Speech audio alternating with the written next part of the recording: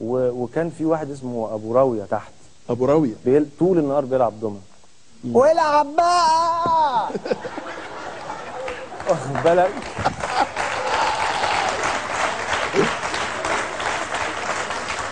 صدقني. وطول النهار اوعى اسمها لها ايه، اوعى اسمها مين بيتكلم عن مين ابو راويه ده. كانت قضيه بقى بالنسبه لي، لانه طول ال 24 ساعه بيلعب دومنه وانت قاعد متابعه. مش عارف انام انا. انا مش عارف انام. فانا لو وصفت لك الشقه دي كانت ضيقه قد ايه يعني.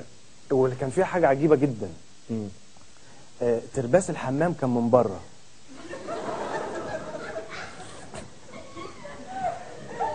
صدقني دي الشقه الوحيده اللي كان ترباس حمامها من بره. مش فاهم ليه. يعني ممكن تخش واللي بره يقفل عليك ولا. فعمري ما قفلت باب الحمام. دايما مفتوح لانه لو قفلته مش هعرف افرد رجلي. حمام صدقني. بس انا كان قد المكتب ده. بس دخول الحمام ده يعني عايز حاله اطمئنان. ازاي كنت بتبقى مطمئن وانت ممكن حد يتربس عليك من بره؟ لا ما هو فيش اطمئنان. ايه ما فيش، كانش في الحمام بتاعي ده خالص كانش تقدر تحس بالاطمئنان، ولا في الشقه كلها تقدر تحس بالاطمئنان. وبعدين الحمام لازم تحدد انت داخل تعمل ايه. لا انا عايز اقول لك يعني لو داخل يعني الحوض كان كده. الحوض كان كده. باب الحمام كان كده.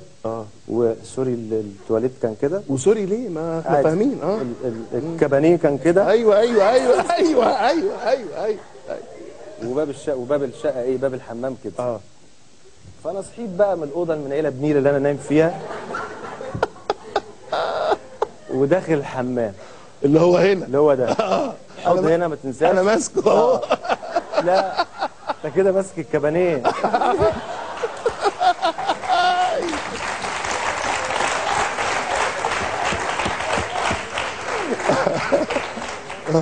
حلو الكلام. حلو. داخل تغسل وشك تخش كده. داخل تصطبح على الصبح بعد اكله تقيله تخش كده. وكان الجميل بقى جدا ان الدش كان بيصب في الحوض. يعني بتعمل الثلاث حاجات في وقت واحد، قاعد على الكابينيه وبتغسل وشك وبتستحمى في نفس الوقت ورجليك بره الحمام. ايه ده؟ ايه ده؟ هيجنني يا احمد حلمي، هيجنني يا جماعه، هيجنني. ايه السيناريو ده يا ابو حميد؟ صدقني اللي بقوله لك ده حقيقه. واقول لك على حاجه ثانيه بجد والله العظيم. وانت سامع القهواجي بقى بيقول ايه على كل القصه دي، المود بتاع القهواجي مثلا. قول لي كده تعبير. جاي لك للقهواجي، تعبير واحد جاي لك للقهواجي، بس خلينا نخلص الحمام. نخلص الحمام. احنا ورانا ايه؟ ما احنا قاعدين. ده الشقه كبيره. رغم كده بقى كان فيها سخان قد كده. سخان السخان ده بقى ما كانش بيسخن ميه عندي بس. تقريبا هو سخان العماره وحاطينه في الحمام عندي. حلو. وكان بيخلي الميه الساعه سخنه.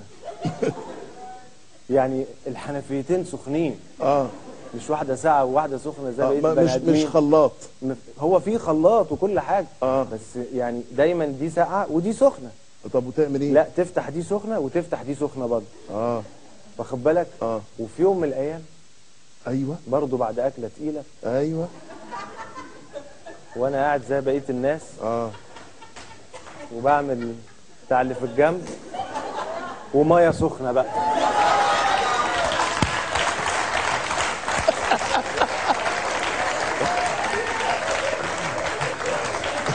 على فكره ميه سخنه. على فكره انا المفروض اتخيل الميه دي راحت فين.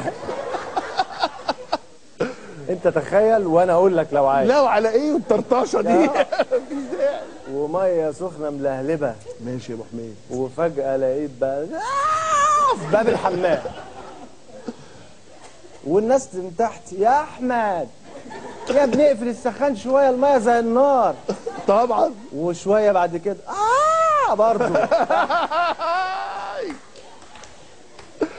الشقه اللي تحت الشقه اللي ما كله بقى نفس السيناريو. كل السيناريو ماشي في كل العمارة. والقهوه والقهوه بقى 24 ساعه شغاله، غير محمصه البن اللي في ظهر العماره.